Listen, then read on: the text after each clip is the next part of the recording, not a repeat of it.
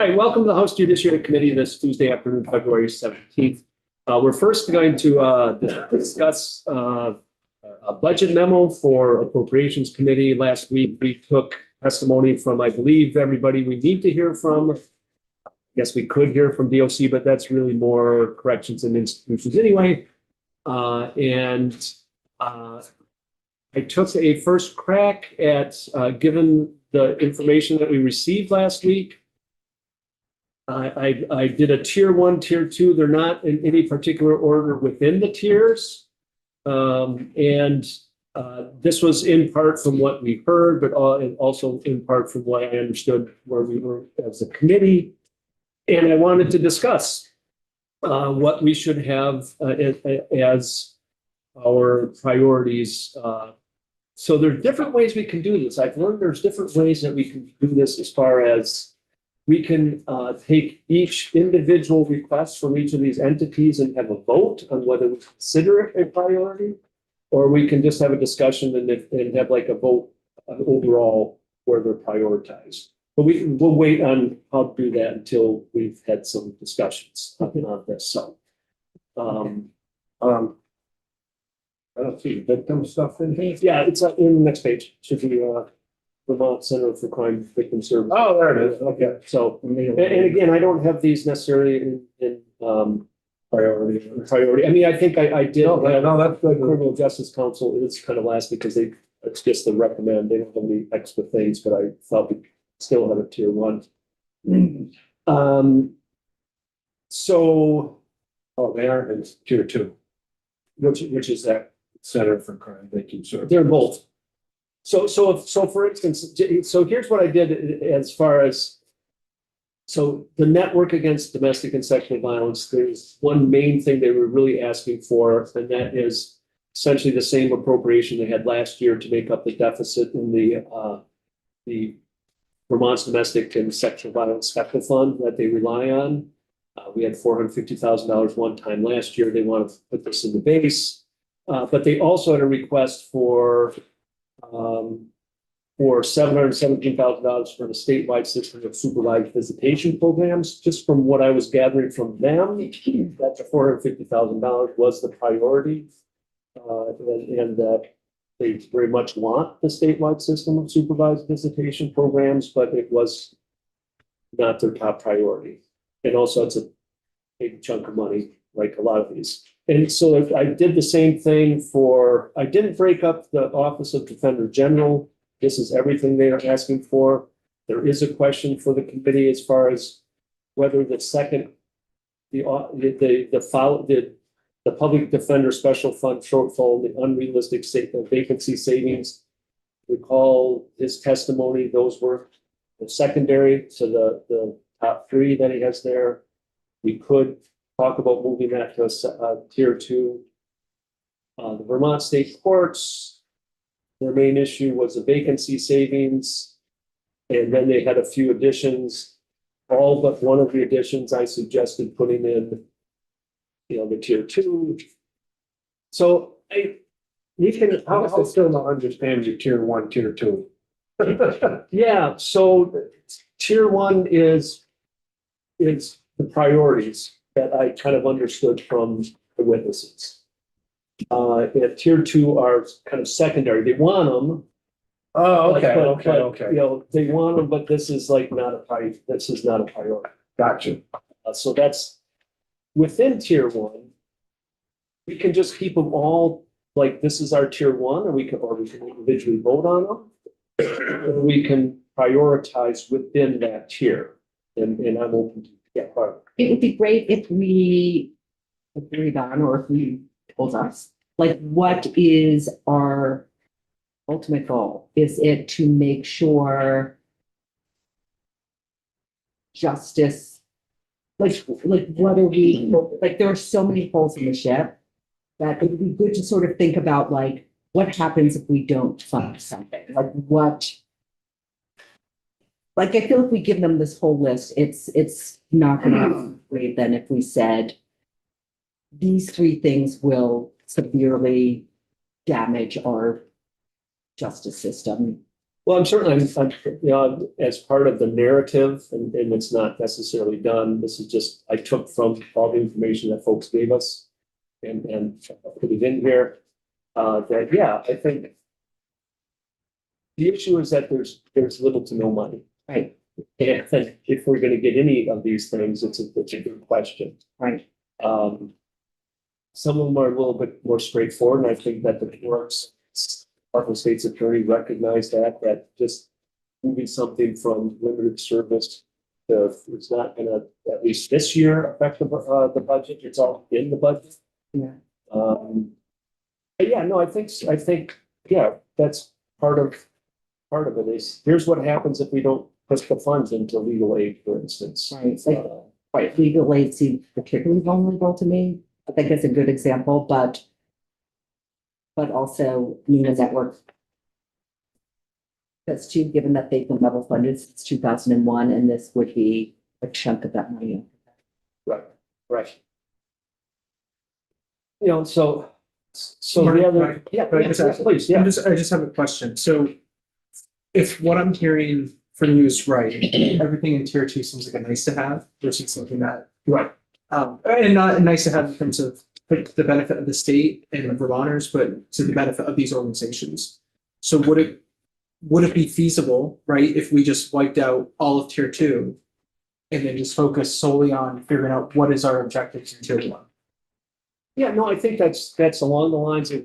Well, that's kind of what I'm suggesting, getting, because yeah. when there's any discussion with, I mean, I think I want to recognize that they've asked for these and that we're not pushing those. And I can make that, don't have to call tier one or tier two. That's just how I was talking about it. I mean, because. No, it's a good way to separate it. Yeah, Yeah. so yeah, I think we're putting those in there, but we are not advocating for them, essentially. Tier one's gonna be tough. I mean, Right. the supervised visitation is actually an issue, is a bigger issue than. Where are you, Barbara? I'm on the last page of the network's request. I mean, people can't visit their kids, like if they have a court order saying that you can't see, kids can't see their parents unless someone's supervising a visit. It changes like reunification plans, it denies parents the chance. So to there's no visit their parental kids. visitation in the state at all right now? I'd have to go back and look at my notes. It sounds like it's a very limited, and it's In not some available counties, all. There might not be. Right. Any. And there's like I know Chittenden County used to have like a waiting list to get a supervised visit. So I don't What know. if you made that a condition of the money that's allocated? Like increase the 450 to some nominal amount that was allocated solely for visitations.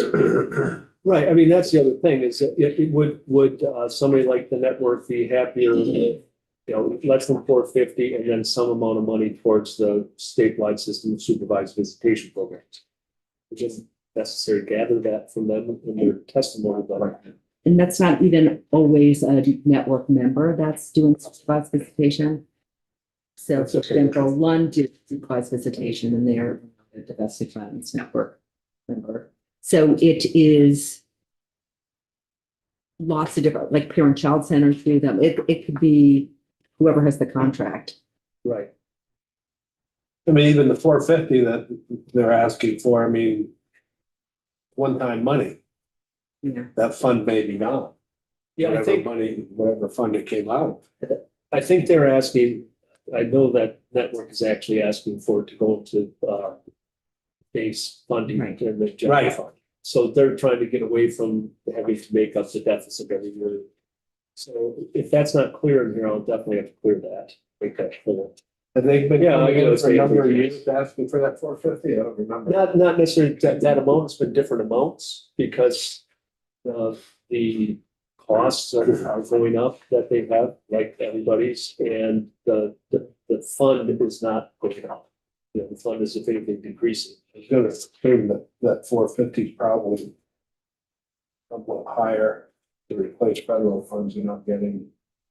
I know a lot of people that sat there talked about not getting their federal funds, which Right, Human Rights Commission. we would be possible for us to. Yeah, and I think that- Federal funds. And I think they talked about this being essentially level funding. Since 2001. Since 2001. So, So Who's level funded too? the The network. network against domestic and sexual violence. What they get from the state is level fund. yes, which Yeah. is when they I'd be get these interested to special see what federal they've grants, they've been like project based. So they're Right. not paying the rent or the. Right. I thought that was, I thought that was Pullman's group, She also, No, that's crime victims. but I thought she was the one that said she was level funded since 2001. I asked Sarah, what year was the last increase? And I have that in my notes. Jen may also be not funded since then. I know we have done some things as far as where they get their money and increased them. I know it's not a lot of money, but marriage licenses was one, and I know, and since I've been in here, I know we've done some other things that have brought them more and different funding. And I'm gonna assume they're talking about just their general fund. Because some of the money they get from the state, along with everybody, it isn't, just general fund. It comes from other funds too, that. So Angela doesn't, It's from the special fund, the Domestic and Sexual Violence Special Fund, which is fed by, the surcharges. Yes, yeah, and so it's fed by the surcharges, surcharges, a portion of the surcharges and the marriage license fees. And that's what we increased a couple of years ago, the proportion, the dollar amount that was going to the special fund, but that's their main source. They don't have an additional general fund, like base appropriation. They just have the special fund. and I think the base funds would be like putting it into the domestic and sexual violence special fund. It'd be coming from the general fund. Into the fund. Because that's the conduit for what's victim advocates and the network get. So Right, because, did you have another point before you had your hand raised before? well, I was gonna say, I don't, in their testimony, I'm pretty sure that Sarah Robinson mentioned that the 450,000 is not seeking that to make up for federal losses. Okay. It was really just what they've been it's- operating with. for- Right, it's what we put in as one-time money last year. Yeah. So exactly. So in a related topic of the 450,000, they know, the network notes in their testimony provided to us that of the 450,000, they actually only retained $200,000 for themselves for the reimbursement dispersion. And 250 was distributed out to member organizations. Right. So I do think it's worth noting that of the money that would be allocated, only 200,000 is benefiting the network itself. Granted, I'm sure the member organizations are doing a lot of the heavy lifting for the network, but it could be worth looking into how that 250 is actually spent. Definitely. So, so it seems we may actually need some more input from some of the folks, like I want to understand from the network, if it was just kind of the way it was presented to me that the statewide system of supervised visitation programs is important, but it is happening that they need this amount that we can double check with that. A question about that as well. Angela had a good enough. I wonder, do you know if that is something that would be in the human services budget memo? The network wanted that, that money would go to DCF, not to the network. What, say that again? 717,000. Jen is, That is, it is in human services? Well, it says, No, I'm just wondering if it would be in there. And like, if we don't have it, it's a tier 2 in ours and for different reasons and stuff. I just wonder if it's, not that we're limited in how many.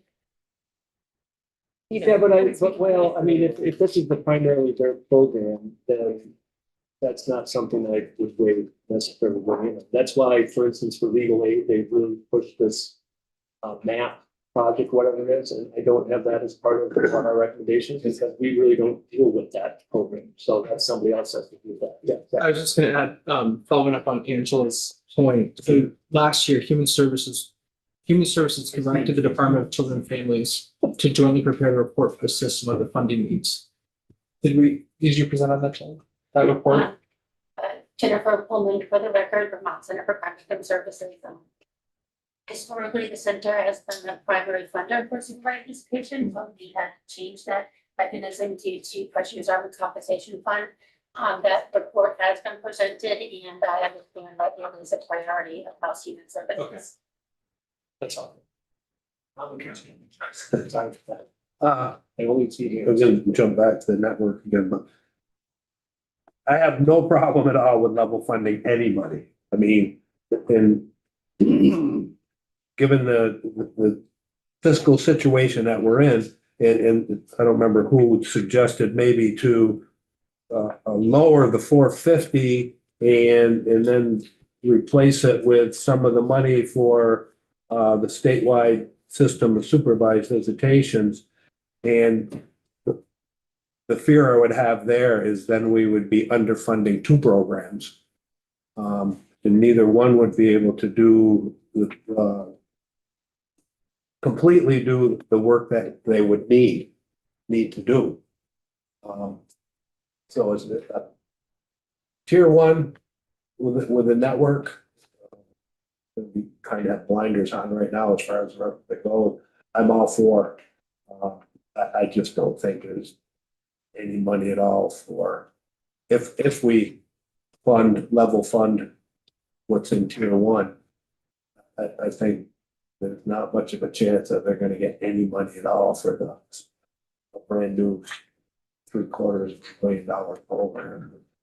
But then again, if it's one of the human services top priorities, they may be getting it from there. Well, yeah, It's up to them. that's up to them. I mean, Right. yeah, this is.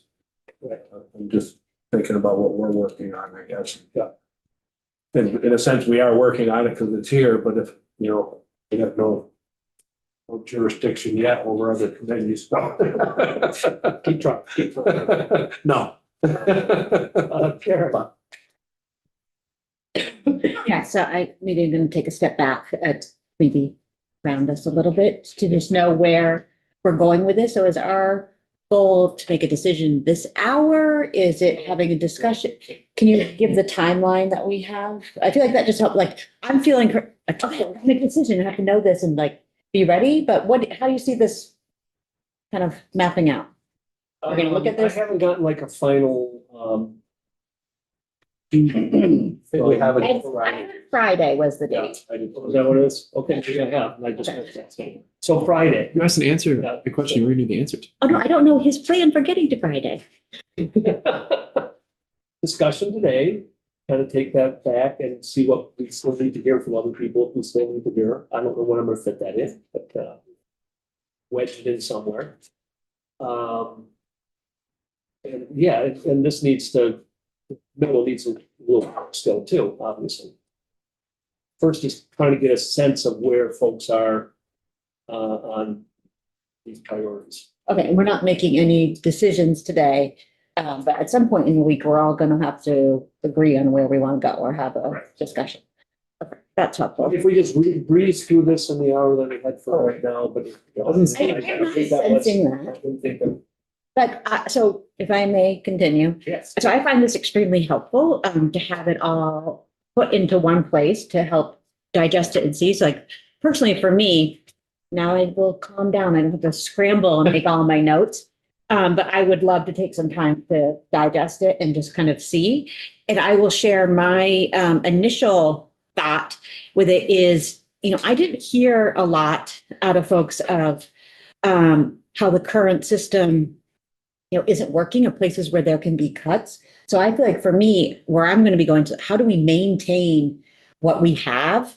And like new stuff is going to be harder to, find moving forward. So that's the lens that I'm looking through with this as I'm doing this. I don't know if that's helpful or not, but that's how I'm reviewing it.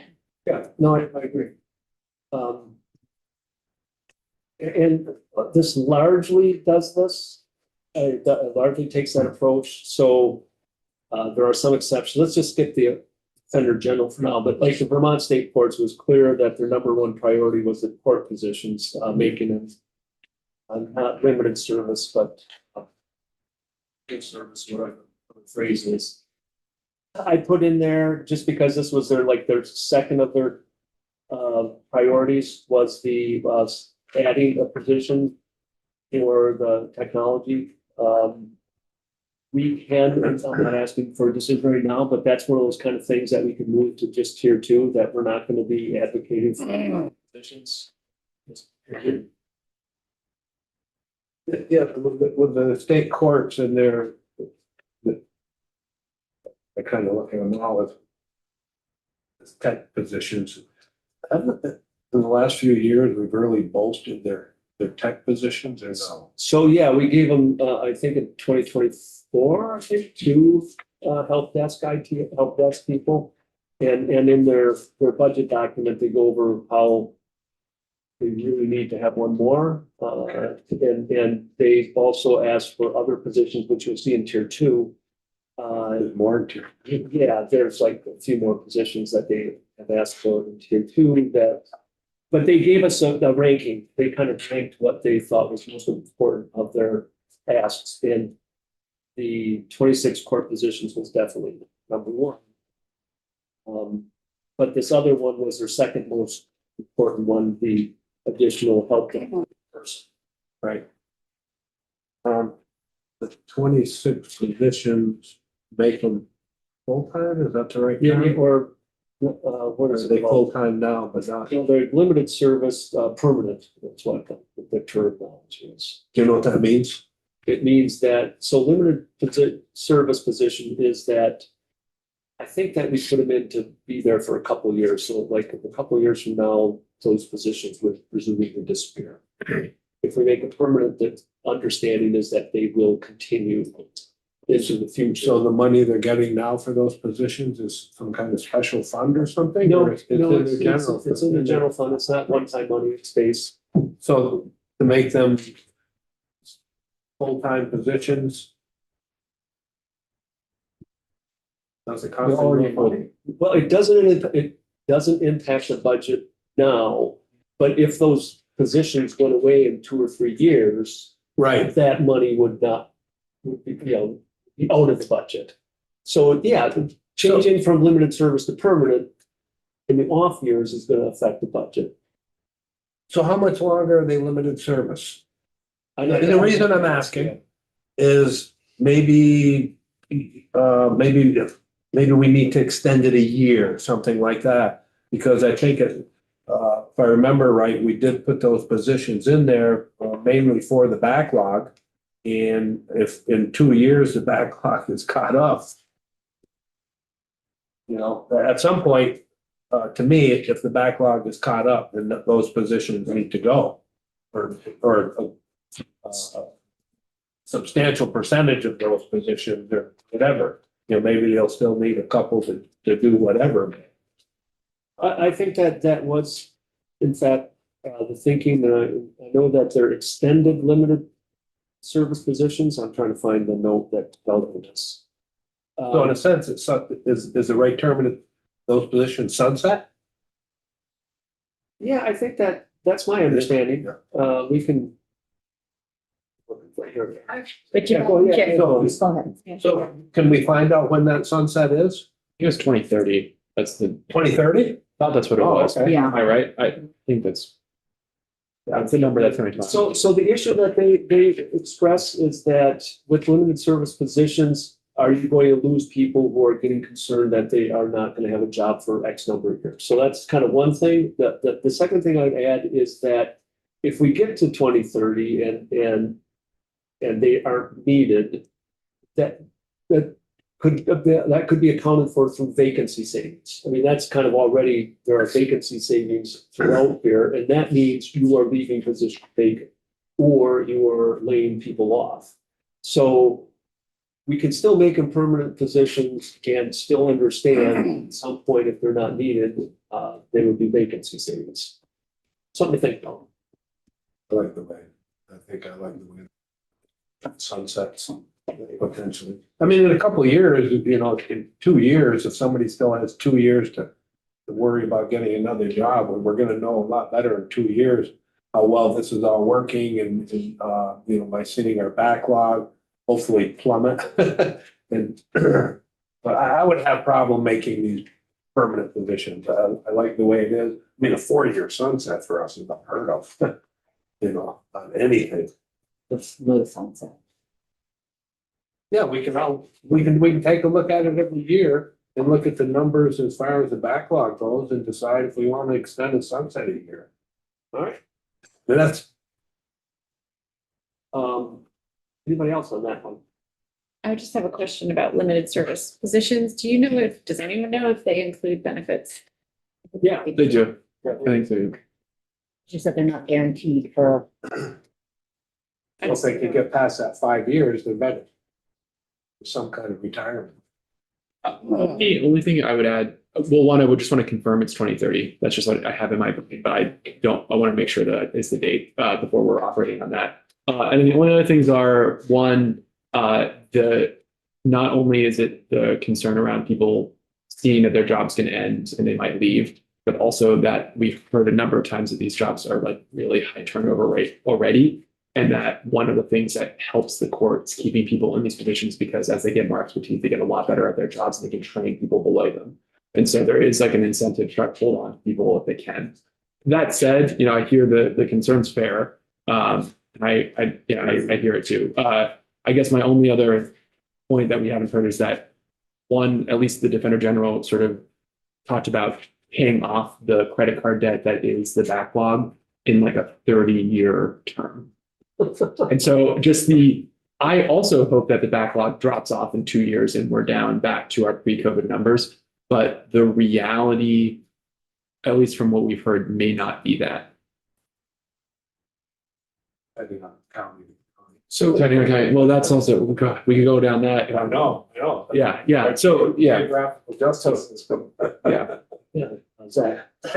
I guess where I'm at, just looking at tier one, like I don't really take issue with what's been included in terms of the organizations in the house in tier one, but I think what would be helpful is to look at, and this is almost like what Karen was saying, is looking at what level funding looks like and what any additional incremental headcount would be for these respective organizations and have that broken out. Right, and my understanding, like looking at the Department of State's, they're asking to take one of the vacancy savings to essentially be level funding or, having the same number of people. Right. So they're not adding anybody. Well, No, I'm not saying this for DSAs. It's like if you go into tier two for the DSAs on the last page, and you see all the additional headcount that they're requesting. Right. But I think just for it to be very explicit in tier one, where I think it's a little bit more nuanced of where people are looking for increased support. Right. And maybe there's not a lot, but Yeah, I mean, legally, there certainly is. Yeah, legal aid has a couple of positions. Yeah. I have the one position in the state courts, but we can easily move that to tier two. But that depends on where we all, I think, end up on the court positions being for the permanent instead of limited service. Because if we decide that we don't like that one, we probably should give the court something. So, but then again, the court has one other huge thing, which is the sheriff's contract, Right. which, But with that, we're not taking anything away. That's just I increasing. don't see where we're taking anything away to have to give them something. what do you know, Well, you said that if we don't give them the permanent position, that you needed to giving them something else. That thing out that is locked. No, that's a good point.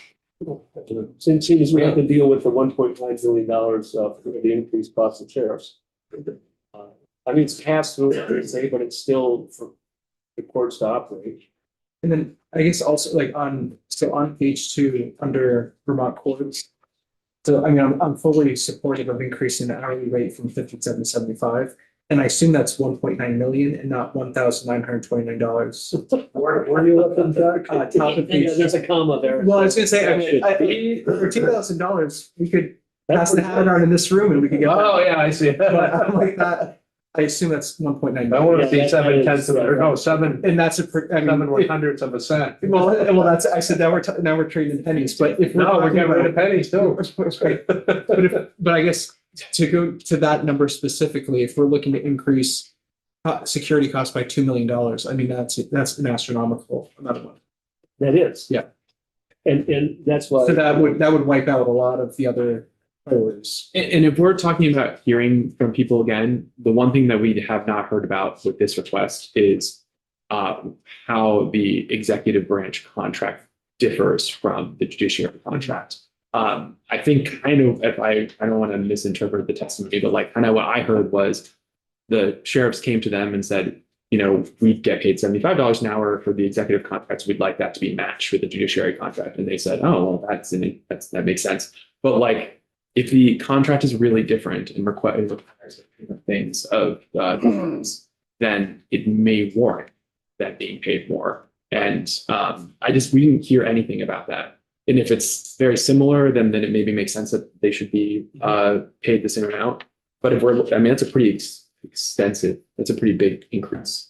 I was trying to put that to appropriations committee, but. Can we, I mean, I need we to talk- note, can we just note it here? Yeah, I guess I can make it a little bit clearer than what I did here, where I said the judiciary committee proposes that the appropriation committee consider whether an increase of $5 is appropriate, but I can do more of like there. Are they doing that with every one of these requests? They are, well, but I will talk to somebody to see who should figure that one. Okay, it's maybe not our, Whether it's us, Yeah. them, ultimately. just as long as somebody looks at. Yeah. You know, and you brought up appropriation, I was thinking of this earlier. I know in the past, we've had these letters and we, you know, had increases and this and that, and we send it to appropriations and let them make the tough decisions. And maybe it's time we make some of our own tough decisions. Yeah, no, I agree. And I think that some of the stuff that we're putting into the tier two already are some of those decisions. We have more tough decisions to make. We should whittle this down somewhere. And And I get it from certain people on appropriations, that it's not just us by any means, it's every committee in the building that does that, because they don't want to make the tough decisions for the people they have to that sit in front of them every day. I mean, it's not an easy thing to do, you know, to look at, you know, whoever's sitting there that's, you know, that you do end up getting friendly with them on some level, and that's to say, no. right. Well, that's kind of our job. Yeah, no, I agree. And we can look for where those tough, the additional tough decisions are. I mean, Martin, yeah. so one line item I guess, not to take particular issue with, but I think looks a little bit out of place is on page 3 under legal aid, the inflationary increase to budget. It just seems a little bit out of step with almost every other group's ask. And like every organization and every entity in the state is under financial pressure, that I just think it seems a bit out of step to be asking for inflationary adjustments when everyone else is kind of fighting for survival, including legal aid, by the way. Right. So, and again, it's not anything impugning the organization, their work, or the other requests that they have, which I think, you know, are fair for us to consider. I just think that the inflationary increase to budget. I'm going to try to find out a little better what they meant by that. Because the way I take that is like inflationary costs in the nation are quote unquote rising, and we need more money to adjust to macroeconomic pressures. Right, and Maybe they didn't mean that it that could be what that is, and it could also be that is the equivalent of vacancy saving or equivalent Right. of funding. I'll have to check, yeah. Okay. So I know that like the courts, the state attorneys, defendant generals have built-in inflationary increases every year. I don't know how much legal aid gets from the state, but we did hear they lost $4 million from the feds. Right. And so it doesn't feel like it's a fully level playing field in terms of they might be in the same boat as the network. It's like, when did they last get an increase? Was it 2001? Because they're not a state agency, but they're doing state work. So I just think we should look at that. Yeah, and that's what I'm saying. It's like, I want to understand what they mean, because I have a different interpretation of what that phrasing means than maybe the way it's intended. Yeah, no, I'll reach out to them and give us a little more information on that. So we haven't talked about, Did we do state's attorney's chair soon? we didn't talk about them yet either. I mean, I guess that, see what time we have. Was their primary ask was not to have the vacancy savings where they would have to cut staff. And they don't have ready vacancy savings. It's not like they have a bunch of vacant positions that they could just leave unfilled. They would have to, from what I understand, would have to lay people off. And I think that's not the time for that, but Might we suggest a systemic Recommendation. of like the idea of just doling out vacancy savings without, like, it's arbitrary, right? It's a date that was several months earlier. And it seems like if we also address there needs to be a true up of like laying someone off versus filling a position. And asking appropriations to see if there's a mechanism that could be trued up, because it may work out across departments. Like, some people filled positions, some people lost positions. And it does feel very different to let somebody go and not maintain what you have versus we're not going to fill it for 6 months, right? Like that, unless it's like the only firefighter in the, so I just wonder about trying to look at it systemically. I'm sorry, I didn't raise my hand. no, that's Yeah, I'm lost on the logistics on how this is working as far as what Basil was talking about, what we're looking at right now. I just don't understand what it means, the elimination of vacancy savings. so, right, maybe that's not the best terminology. I think that's what I've heard, or I think how I've heard it referred to is that they don't want to have those vacancy savings. In other words, put that 300, don't expect me to find, like in the case of state's attorneys, don't expect me to find $330,000 in savings by either not hiring into open positions, or more likely, from what I'm hearing, by having to cut positions, laying off people. I think the problem is that the administration might overuse the term vacancy savings, because it implies that there's a vacancy and that you have savings. And that's not That's not That's not necessarily the case. necessarily the case.